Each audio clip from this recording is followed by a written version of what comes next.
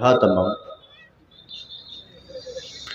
इंद्रम मित्रम वरुणमग्निमाहू रथो दिव्य स सुपर्णो गरुत्मान एकम सद्विप्रा बहुधा वदन्ति यमग्नियमं मातरिश्चानमाहु।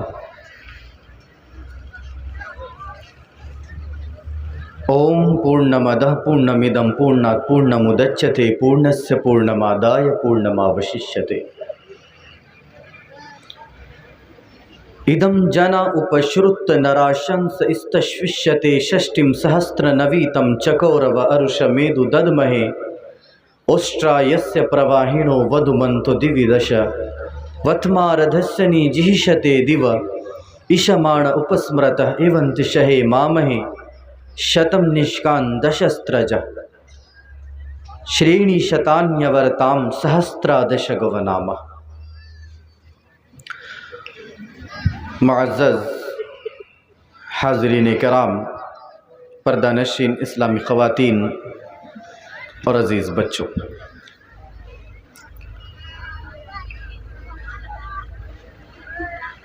हम तमाम मुसलमानों का ये एतक़ाद है और तमाम मुसलमान इस बात पर ईमान रखते हैं कि आखिरी नबी जो हैं वो जनाब मुहम्मदुर रसूलुल्लाह सल्लल्लाहु अलैहि वसल्लम हैं, और इनसे पहले जो अंबिया किराम आए हैं वो अल्लाह के भेजे हुए ईश दूत हैं, अल्लाह के भेजे हुए ऋषि हैं, अल्लाह के भेजे हुए वो रसूल हैं, नबी हैं। हम तमाम का ये एतक़ाद है कि जब जब इंसानों को रसूल की ज़रूरत हुई, जब जब इंसानों को पैगंबरों की ज़रूरत हुई, जब जब कौमों के अंदर बिगाड़ पैदा हुआ, जब जब लोग अधर्मी और पापी बन गए, तब तब अल्लाह रब्बुल आलमीन ने नबियों को मबऊस फरमाया, रसूलों को इस दुनिया में भेजा। अगर हम आखिरी नबी जनाब मुहम्मदुर रसूलुल्लाह सल्लल्लाहु अलैहि वसल्लम को अगर देखेंगे तो बस हमारे लिए आखिरी नबी की जो हैसियत है वो इस तरह है कि अभी रात हो गई है और रात हो जाने की वजह से हमने ट्यूब लाइट जला लिया, कोई रास्ते में जा रहा है अपने मोबाइल का टॉर्च उसने जला लिया, कोई घर में है उसने लालटेन जला लिया, किसी ने मोमबत्ती जला लिया, क्योंकि रात में जो है बड़ा रोशनी नहीं है। रात में इंसान अगर रोशनी हासिल करना चाहे तो इन्हीं चीजों से वो रोशनी हासिल कर सकता है, लेकिन दिन के उजाले में कोई भी इंसान टॉर्च नहीं जलाएगा, कोई भी इंसान ट्यूबलाइट नहीं जलाएगा, कोई भी इंसान मोमबत्ती नहीं जलाएगा, इसलिए कि दिन का उजाला सूरज की वजह से है, दिन में जो नूर है वो सूरज की वजह से है, दिन में जो रोशनी है वो सूरज की वजह से है, और रात को सूरज गुरूब हो जाता है, इसलिए हमें दूसरे ट्यूबलाइट्स की जरूरत पड़ती है। बिल्कुल ये उसी तरह है कि जिस तरह अंबिया किराम अलैहिस्सलाम इस दुनिया में आए और अंबिया अलैहिस्सलातु वस्सलाम इस दुनिया में आने के बाद वो एक ट्यूबलाइट की हैसियत रखते थे, वो एक मोमबत्ती की हैसियत रखते थे, लेकिन जब आखिरी नबी, आखिरी सूरज, आखिरी चश्मो चिराग जनाब मुहम्मदुर रसूलुल्लाह सल्लल्लाहु अलैहि वसल्लम इस दुनिया के अंदर तशरीफ लाए तो फिर उन ट्यूबलाइट की जरूरत नहीं पड़ी, फिर उन चिरागों की जरूरत नहीं पड़ी, फिर बाकी नबियों की जरूरत नहीं पड़ी। पता क्या चला? पता ये चला कि सारे अंबिया की किताबें, सारी नबूवतें ख़त्म हो गई, सारी नबियों की नबूवत और सारे रसूलों की रिसालत ख़त्म हो गई जब आखिरी नबी जनाब मुहम्मदुर रसूलुल्लाह सल्लल्लाहु अलैहि वसल्लम इस दुनिया में तशरीफ लाए। और ये नबी कैसा नबी? इस नबी की खुसूसियत क्या है? اس نبی کا مقام و مرتبہ کیا ہے، اس نبی کی عظمت کیا ہے کہ وہ نبی جب اس دنیا میں تشریف لائے تو پھر کنکریوں نے گواہی دی، وہ نبی جب اس دنیا میں تشریف لائے تو پھر پتیوں نے گواہی دی، درختوں نے جھک کر سجدہ کیا۔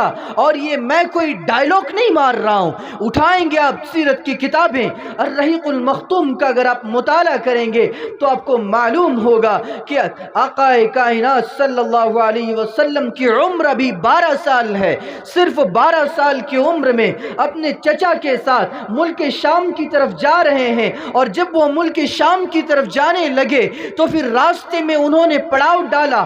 بحیرہ راہب جو کبھی نکلا نہیں کرتا تھا، آج وہ نکل گیا، دیکھتا ہے کہ یہ چھوٹا سا بچہ 12 سال کا بچہ یہ جب چل رہا ہے تو راستے میں موجود کنکریاں سجدہ کر رہی ہیں، یہ جب چل رہا ہے تو راستے کے بازو میں موجود درخت اس کو جھک کر سلام کر رہی ہے۔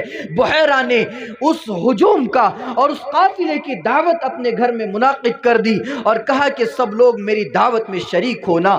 ابو طالب نے اپنے بھتیجے محمد الرسول اللہ کو اپنے سامان کے پاس رکھا اور خود دعوت کے لیے چلے گئے۔ جب بحیرہ نے دیکھا کہ وہ بچہ تو آیا ہی نہیں ہے، کہا ابو طالب وہ بچہ کہاں ہے؟ میں تو اسی بچے کے لیے تمہاری دعوت کیا ہوں، اس بچے کو بھی ذرا ساتھ میں لیتے آؤ۔ ابو طالب گئے اور بچے کو لے کے آنے لگے۔ وہ بحیرہ پوچھنے لگا کس کا بچہ ہے یہ؟ ابو طالب کہنے لگے میرا بچہ ہے۔ وہ بحیرہ کہنے لگا نہیں یہ تمہارا بچہ نہیں ہو سکتا۔ کہاں کیوں نہیں ہو سکتا؟ کہنے لگے بحیرہ کہ یہ بچہ ایک ایسا بچہ ہے کہ میری توریت کی پیشین گوئیوں کے مطابق، میری توریت کے مطابق اور میری توریت میں جو آیتیں اس بچے کے بارے میں موجود ہیں اس کے مطابق اگر دیکھا جائے تو اس بچے کا باپ اس کے پیدا ہونے سے پہلے مر چکا ہے۔ ابو طالب گھبرا سے گئے، ابو طالب پریشان ہو گئے، یہ کیا ماجرا ہے، اس کو کیسے پتا چلا؟ کہنے لگے بحیرہ کہ اے ابو طالب یہ آگے چل کے ایک ایسا نبی بنے گا، ایک ایسا رسول بنے گا کہ اللہ بھی اس کا نام لے گا تو بڑی تعظیم سے لے گا، اللہ بھی اس کو نام سے نہ پکارے گا، اور اگر اس اللہ کو اس نبی کو پکارنا ہوا تو کبھی یا محمد کہہ کے نہ پکارے گا، جب بھی پکارنا ہوگا وہ ضحیٰ کہہ کے پکار دے گا، جب بھی پکارنا ہوگا نون والقلم وما یسطرون ما انت بنعمت ربک بمجنون اشارے کے ساتھ بات کرے گا، جب بھی پکارنا ہوگا بڑے ہی اشارہ اور کنایے کے ساتھ رب العالمین گفتگو کرے گا۔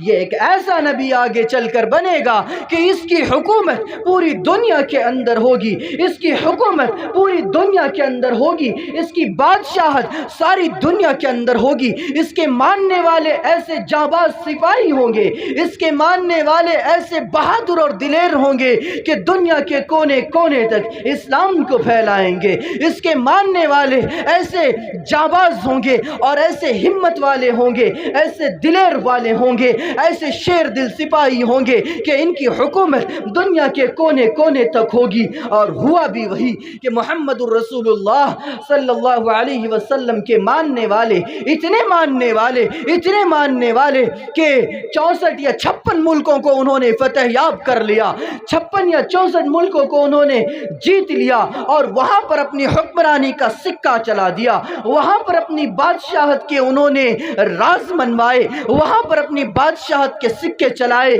یہ محمد الرسول اللہ صلی اللہ علیہ وسلم کے جانباز سپاہی اور صحابہ کرام رضوان اللہ علیہم اجمعین تھے کہ جن کے بارے میں بحیرہ نے بہت پہلے گواہی دے دی تھی۔ یہ محمد الرسول اللہ صلی اللہ علیہ وسلم کی شخصیت ایسی شخصیت، قرآن کریم کے اندر اللہ رب العالمین نے جو بات بیان فرمائی ہے وہ غور طلب ہے، جس میں اللہ رب العالمین یہ بیان فرما رہا ہے کہ جب جب انسانوں کو ضرورت پڑی نبیوں کی، جب جب انسانوں کو ضرورت پڑی رسولوں کی، جب جب ان کے اندر بگاڑ پیدا ہوا، جب جب ان کے اندر خرابیاں پیدا ہوئیں، ہم نے بہتر سمجھا کہ اس قوم کے اندر نبی بھیج دیا جائے، ہم نے بہتر سمجھا کہ اس قوم کے اندر رسول بھیج دیا جائے۔ اور اللہ نے اسی چیز کو قرآن کریم کے اندر کیسے بیان فرمایا؟ قرآن کریم کے اندر اللہ بیان فرماتا ہے وَلَقَدْ بَعَثْنَا فِي كُلِّ أُمَّةٍ رَسُولًا أَنِ اعْبُدُوا اللَّهَ وَاجْتَنِبُوا الطَّاغُوتَ۔ اللہ قرآن کریم کے اندر یہ بیان فرماتا ہے وَلَقَدْ بَعَثْنَا فِي كُلِّ أُمَّةٍ رَسُولًا، ہم نے ہر قوم کے اندر ایک رسول بھیجا، ہم نے ہر قوم کے اندر ایک پیغمبر بھیجا، ایک رشی کو بھیجا، ایک منی کو بھیجا، ایک ایسا انسان بھیجا جو اللہ کے فرمان کو، اللہ کے احکامات کو بندوں تک پہنچائے۔ ہم نے ایک ایسا رسول ہر قوم میں بھیجا ہے وَلَقَدْ بَعَثْنَا فِي كُلِّ أُمَّةٍ رَسُولًا أَنِ اعْبُدُوا اللَّهَ وَاجْتَنِبُوا الطَّاغُوتَ۔ اللہ نے رسولوں کو اس لیے بھیجا کہ بندے جتنے بھی ہیں سارے کے سارے اس اللہ کی عبادت کرنے والے بن جائیں، اس اللہ کو ماننے والے بن جائیں، اس اللہ کی پوجا پاٹ کرنا شروع کر دیں، اور وَاجْتَنِبُوا الطَّاغُوتَ، اور شیطان سے بچ جائیں۔ اللہ نے رسولوں کو اس لیے بھیجا کہ جتنے لوگ ہیں رسول ان کو بتائے کہ وہ کس کی عبادت کرے گا، رسول ان کو بتائے کہ انہیں عبادت کس کی کرنی چاہیے اور بچنا کس سے چاہیے۔ اللہ نے رسولوں کو اس لیے بھیجا، اللہ نے رسولوں کو اس لیے بھیجا کہ اللہ اپنی پہچان رسولوں کے ذریعے سے کروانا چاہتا تھا۔ اور رسول جب اس دنیا میں آئے تو رسولوں نے کیا پیغام دیا؟ لا الہ الا اللہ، اللہ کے سوا کوئی معبود برحق نہیں، اللہ کے سوا کوئی پوجا کے لائق نہیں، اللہ کے سوا کوئی عبادت کے لائق نہیں، اللہ کے سوا کوئی پرستش کے قابل نہیں۔ اللہ نے رسولوں کو اس لیے بھیجا کہ سارے لوگ ایک اللہ کو پوجا کرنے لگے، ایک ایشور کی پوجا کرنے لگے، ایک اللہ کے سامنے سربہ سجود ہونے لگے۔ اللہ نے اپنے رسولوں کو اس لیے بھیجا۔ ہم جانتے ہیں کہ اللہ شرک کو کبھی معاف کرنے والا نہیں ہے۔ اللہ تو قرآن میں ببانگے دوہل اعلان کر رہا ہے ان اللہ لا یغفر ان یشرک بہ ویغفر ما دون ذلک لمن یشاء۔ اللہ ہر انسان کو معاف فرما دے گا، اللہ جس کو چاہے معاف کر دے گا، لیکن وہ انسان جس نے شرک کیا ہے، وہ انسان جس نے اللہ کے ساتھ ساتھ کسی اور کو بھی پوجا ہے، وہ انسان جس نے اللہ کے ساتھ ساتھ کسی اور کے سامنے اپنا ماتھا ٹیکا ہے، وہ انسان جس نے اللہ کے ساتھ ساتھ کسی اور کو بھی غریب نواز مانا ہے، کسی اور کو بھی مدد کرنے والا مانا ہے، کسی اور کو بھی پوجا کے لائق مانا ہے، کسی اور کو بھی روزی روٹی دینے والا مانا ہے۔ اللہ کیا بیان کرتا ہے قرآن کریم کے اندر ان اللہ لا یغفر ان یشرک بہ ویغفر ما دون ذلک لمن یشاء۔ اللہ جس کو چاہے معاف فرما دے، لیکن اللہ اس انسان کو کبھی معاف نہیں کرے گا جو اللہ کے ساتھ کسی اور کو بھی شریک ٹھہراتا ہو۔ اللہ کی توحید کا جو مسئلہ ہے وہ بڑا باریک ہے، اس میں اتنی سی بھی لغزش برداشت نہیں ہے۔ بندہ اگر کسی کو مان لے کہ اللہ کے ساتھ ساتھ کوئی اور ہے جو میری مدد کر سکتا ہے، اللہ کے ساتھ ساتھ کوئی اور ہے جو مجھے بیٹا بیٹی دے سکتا ہے، کعبے کی رب کی قسم اس کا یہ عقیدہ قیامت کی صبح تک حق نہیں ہو سکتا، اس کا یہ عقیدہ قیامت کی صبح تک سچا نہیں ہو سکتا، اس کا یہ عقیدہ اللہ کے نزدیک مردود ہے، مقبول نہیں ہے۔ اللہ ایسے عقیدے کو قبول نہیں کرتا۔ بیٹا دینے والی ذات اللہ کی، بیٹی دینے والی ذات اللہ کی، روزی روٹی دینے والی ذات اللہ کی، لیکن افسوس کہ آج ہمارے اس ملک ہندوستان کے اندر بہت سارے لوگ ایسے ہیں جو بیٹا بیٹی مانگنے کے لیے کبھی چلے گئے دلی، کبھی کسی درگاہ میں چلے گئے، کبھی کہیں اور چلے گئے بیٹا بیٹی مانگنے کے لیے۔ کعبے کی رب کی قسم یہ رب تعالیٰ کی بادشاہت ہے اور یہ اللہ رب العالمین کا دربار ہے۔ یہاں کسی سپاہی کی ضرورت نہیں ہے، یہاں کسی انسان کی ضرورت نہیں ہے، یہاں کسی وسیلے کی اور ذریعے کی ضرورت نہیں ہے کہ ہم فلاں کا وسیلہ پکڑ لیں اور اللہ سے مدد مانگے تو اللہ قبول کر لے۔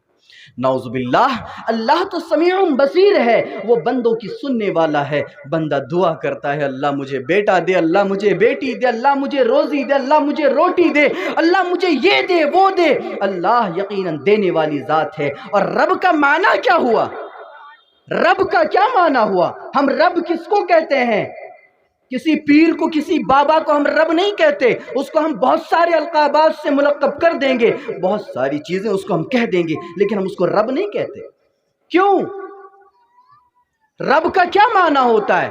رب کا معنی ہوا کہ جس وقت جو اور جس کو جتنا چاہیے اتنا اور وہ چیز اسی وقت عطا کرنے والی ذات رب ہے، اور وہ صرف اللہ ہے۔ وہ کسی پیر کے اندر اتنی طاقت نہیں ہے،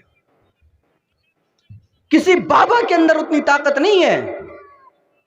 یہ توحید کا مسئلہ بڑا پیچیدہ ہے، بہت باریک ہے یہ توحید کا مسئلہ، کہ اللہ کہہ رہا ہے میں انسان جب پیٹ کے اندر رہتا ہے پالوں میں اس کو، پرورش اس کی میں کروں۔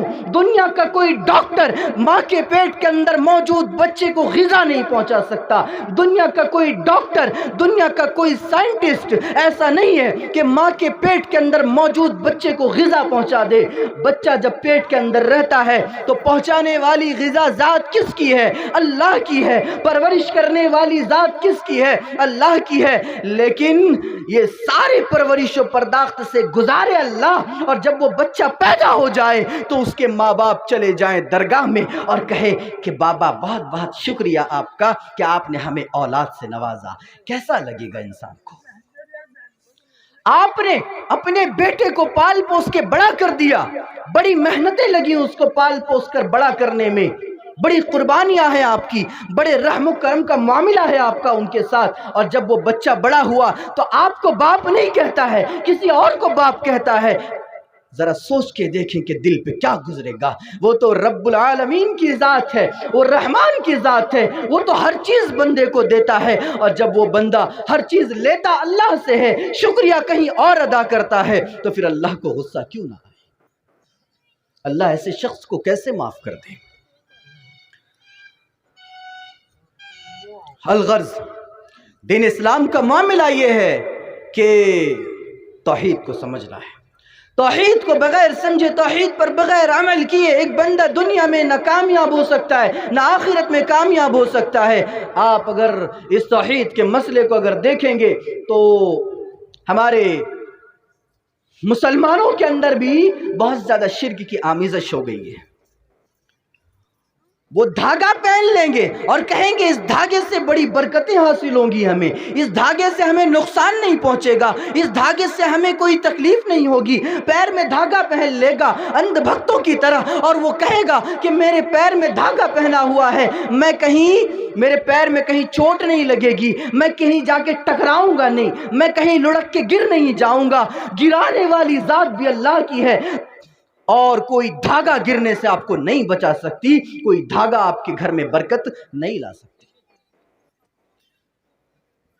ہندو مذہب کے اندر ایکیشور واد کا جو بیان ہے بہت واضح ہے، بہت واضح ہے۔ ان کے ویدوں میں لکھا ہے ایکم برہم دوتیہ ناستے نیہنا ناستے کنچن، ایک اللہ ہے دوسرا نہیں ہے، نہیں ہے ذرا سا بھی نہیں ہے۔ ایک اللہ ہے دوسرا نہیں ہے، نہیں ہے ذرا سا بھی نہیں ہے۔ ایکم ایوم ادویتیم،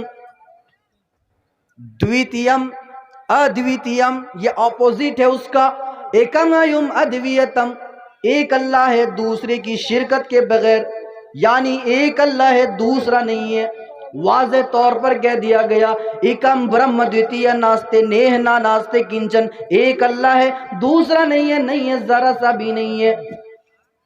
پتہ یہ چلا کہ 33 کروڑ جو بھگوان آج بنائے ہوئے ہیں یہ لا یعنی بت ہیں، ان سے نہ کوئی فائدہ انسان کو پہنچ سکتا ہے، اور انسان کی جو عقل ہے، انسان کی جو ذہن ہے، وہ ذہن بھی اس چیز کو قبول نہیں کرتا ہے کہ ایک انسان خود اپنے ہاتھوں سے مورتی بنائے اور اسی کو سامنے رکھ کر اس کو پوجا کرنے لگے، اس کے سامنے ماتھا ٹیکنے لگے، اس کو بیٹا بیٹی دینے والا ماننے لگے، اس کو دنیا جہان کی کامیابی کا راز ماننا شروع کر دے اور اسی کی عبادت کرنا شروع کر دے۔ یہ عقل میں بات کہاں سے آتی ہے کہ وہ جو معمولی مورتی، معمولی پتھر کا ٹکڑا، معمولی مٹی کی بنی ہوئی مورتی آپ کی مدد کیسے کر سکتا ہے؟ آپ کی سارے مشکلات کو وہ دور کیسے کر سکتا ہے؟ اگر اس کے سامنے جو نظر و نیاز رکھا گیا ہے، پھل فروٹ اس کے سامنے رکھا جاتا ہے، چوہا بلی اس کو لے کے بھاگ جائے، وہ اس کے اندر اتنی بھی طاقت نہیں ہے کہ وہ اس کو روک لے، اس کو ٹوک لے۔ وہ تو خود اپنی حفاظت نہیں کر سکتے، تو آپ کی کیا حفاظت کریں گے؟ ایکیشورواد کی جو تعلیم ہے، وحدانیت کا جو علم ہے، وہ بہت حد تک ہر مذہب میں بیان کیا گیا ہے، بہت حد تک بیان کیا گیا۔ اب اس چیز کو سمجھیں کہ ایک دفعہ ایک عورت چرخہ چلا رہی تھی، چرخہ، اور وہ چرخہ چلا رہی ہے، چرخہ چلاتے چلاتے سامنے سے ایک بزرگ آدمی گزرتا ہے، کہتا ہے ماں کیا آپ نے یہ چرخہ چلایا ہے؟ کیا چرخہ ہی چلاتی رہی زندگی بھر یا پھر توحید کو بھی سمجھا ہے؟ ماں کیا کہتی ہے؟ بیٹا میں نے توحید کو اسی چرخے سے سمجھا ہے۔ وہ بزرگ کہتا ہے کہ کیسے ہوا کہ آپ نے اس چرخے کے ذریعے سے توحید کو سیکھ لیا؟ ماں کہتی ہے کہ میں اس چرخے کو چلاتی ہوں اور میں چلانے والی ایک ہوں، اگر دو ہوتی اس چرخے کو چلانے والی تو یا تو وہ دوسری چلانے والی میرے سپورٹ میں چلاتی، میرے سائیڈ سے چلاتی، یا میرے اپوزٹ سائیڈ میں بیٹھ کے چلاتی، میرے مخالف ہو کے وہ چلاتی۔ اگر وہ میرے مخالف ہو کے چرخے کو چلاتی تو پھر چرخہ ٹوٹ جاتا، چرخے کے دھاگے ٹوٹ جاتے، نظام درہم برہم ہو کے رہ جاتا۔ یہ چرخہ میں خود چلا رہی ہوں اور میری طرف چلا رہی ہوں، تو پھر یہ چرخہ صحیح چل رہا ہے اور میں جس طرح چاہ رہی ہوں اسی طرح چلا رہی ہوں۔ اگر کوئی دوسری ہوتی تو یا تو وہ میرے سپورٹ میں چلاتی، اگر میرے سپورٹ میں چلاتی، میرے موافق وہ چرخہ چلاتی تو وہ چرخہ میری طرف بیٹھ کے چلاتی، اور جب وہ میری طرف بیٹھ کے چرخہ چلاتی تو چرخے کی رفتار بہت تیز ہو جاتی اور چرخے کا دھاگا ٹوٹ جاتا۔ معلوم یہ ہوا کہ چرخے کو اگر میں اکیلی چلاؤں تو ہی یہ چرخہ بالکل صحیح ہے، صحیح سالم ہے، سلامت ہے۔ اسی طرح اس دنیا کو چلانے والا دو کیسے ہو سکتا ہے؟ اس دنیا کو چلانے والا تین کیسے ہو سکتا ہے؟ اس عیسائیوں کا عقیدہ ٹرینیٹی جس کو کہا جاتا ہے، عقیدہ تثلیث، کہ ان کا خدا تین ہے اور وہ خدا تین کو مانتے ہیں۔ جب یہاں دو سے نظام درہم برہم ہو رہا ہے تو تین سے تو پورا کائنات اجڑ کے رہ جائے، اور 33 کروڑ سے کیا حادثہ ہو اس کائنات کا اندازہ لگا لیں۔ اللہ اس کائنات کو چلا رہا ہے، اگر دوسرا اللہ ہوتا تو پھر اس کے مخالف کام کرتا یا موافق کام کرتا؟ اگر اس کے موافق کام کرتا تو پھر کیا ہوتا کہ اللہ اس علاقے میں بارش نازل کرنا چاہتا ہے اور دوسرا اللہ کہتا ہے کہ میں بھی اسی علاقے میں بارش نازل کرنا چاہوں گا، نتیجہ کیا ہوتا کہ ایک اللہ اس علاقے میں بارش نازل کرتا، دوسرا بھی اسی علاقے میں بارش نازل کرتا، اور آخر میں نتیجہ کیا ہوتا کہ پورا علاقہ ڈوب جاتا، پورا علاقہ تہہ تیغ ہو جاتا، پورا علاقہ نیست و نابود ہو جاتا، لوگ مر جاتے، ڈوب جاتے، سارا کا سارا یہ گاؤں ختم ہو جاتا۔ اور اگر وہیں پر ایک اللہ چاہے کہ میں اس علاقے میں دھوپ دینا چاہوں، دوسرا اللہ چاہے کہ میں بھی دینا چاہوں، نتیجہ کیا ہوتا؟ تالاب سوکھ جاتے، ندیاں سوکھ جاتی، جتنے پانی کے ذرائع سارے کے سارے بند ہو جاتے، کنویں سوکھ جاتے، انسان کو ایک گھونٹ پانی پینے کو نہ ملتا۔ دو خدا ہوتے تو یہ ہو رہا ہے، اگر تین خدا ہو تو پھر کائنات کی کیا حالت ہو، اور 33 کروڑ خدا ہو تو پھر کائنات کا کیا حال ہو۔ یا آپ اندازہ لگا لیں، خود بیٹھ کر سوچیں اور سمجھیں کہ جب دو خدا ہوں تو اس طرح حالات، تین خدا ہوں تو پھر کیا ہوں گے، اور 33 کروڑ میں کیا ہوں گے۔ پتہ یہ چلا، اور اس مثال سے یہ بات سمجھ میں آئی کہ اللہ ایک ہے، دوسرا بالکل بھی نہیں ہے، ذرا سا بھی نہیں ہے۔ اور اللہ کے نبی صلی اللہ علیہ وسلم سے جب کافروں نے پوچھا اے محمد آپ اپنے رب کے بارے میں ہم سے بیان کرتے ہیں، آپ اپنے رب کے بارے میں ہمارے سامنے صفات بیان کرتے ہیں، اے محمد آپ نے اپنے رب کی خصوصیات تو ہمیں بتائیے، اے محمد آپ اپنے رب کی صفات تو بتائیے۔ تب اللہ نے سورۃ الصمد یا سورۃ الاخلاص کو نازل فرمایا اور نبی سے کہا قل، اے نبی آپ، ترجمہ ہم لوگ کرتے ہیں کہہ دیجئے، نہیں کہہ دیجئے نہیں، قل اے نبی آپ کہہ دیجئے نہیں، بلکہ قل اے نبی آپ اعلان کر دیجئے، قل هو اللہ احد، وہ اللہ ایک ہے، هو اللہ احد، وہ اللہ ایک ہے، اللہ الصمد وہ بے نیاز ہے۔ اور آگے جو عقیدہ تثلیث کا جو رد اللہ نے قرآن کریم کے اندر بیان کیا، ٹرینیٹی کی جس طرح اللہ نے رد بیان کیا ہے، لم یلد ولم یولد، اس کا کوئی بیٹا ہے نہ وہ کسی کا بیٹا ہے، وہ کسی سے جنا ہے نہ اس سے کوئی جنا ہے۔ یا ہمارے عیسائی بھائی کہتے ہیں کہ عیسیٰ علیہ السلام اللہ کا بیٹا ہے اور اللہ جو عیسیٰ کا باپ ہے، نعوذ باللہ من ذالک، یہاں اسی چیز کی تردید کی گئی ہے۔ لم یلد، اللہ کا نہ کوئی بیٹا ہے، ولم یولد، نہ وہ کسی سے جنا ہوا ہے۔ یہ توحید کو اللہ نے قرآن کریم کے اندر بیان کیا۔ توحید کی اہمیت کو اگر قرآن کے ذریعے سے سمجھیں تو قرآن کریم کے اندر اللہ نے ایک چیز بیان فرمایا۔ اللہ نے کیا بیان فرمایا کہ ایک انسان جب مر جاتا ہے اس حال میں کہ وہ کافر ہے، وہ مر گیا اس حال میں کہ وہ لا الہ الا اللہ نہیں جانتا تھا، وہ اللہ کو نہیں مانتا تھا، اس حال میں مرا کہ وہ کافر تھا، تو پھر اللہ قرآن میں بیان فرماتا ہے کہ اگر قیامت کے دن وہ دنیا بھر کا سونا میرے پاس لائے فَلَن يُقْبَلَ مِنْ أَحَدِهِمْ مِلْءُ الْأَرْضِ ذَهَبًا وَلَوِ افْتَدَىٰ بِهِ، اگر وہ اللہ کے راہ میں قیامت کے دن دنیا بھر کا سونا بھی لا کر خرچ کرنا چاہے تو اللہ کیا بیان فرماتا ہے؟ فَلَن يُقْبَلَ، قبول نہیں کیا جائے گا، اس کا سونا اسی کے منہ پہ مار دیا جائے گا، لے رکھ لے، نہیں چاہیے۔